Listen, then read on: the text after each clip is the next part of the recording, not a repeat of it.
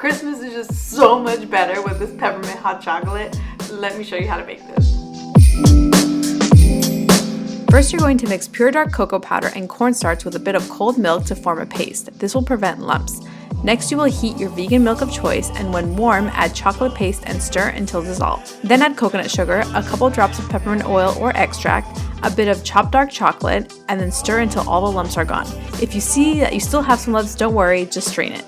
Then top with vegan whipped cream and decorate as you wish and enjoy.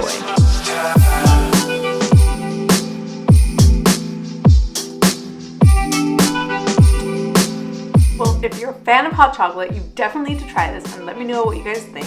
Peppermint just adds such a good flavor and feeling for holidays, especially Christmas time, especially right now. I mean, because you can see I'm just chilling in my room. Sometimes I just want a cozy hot chocolate just to go with my day.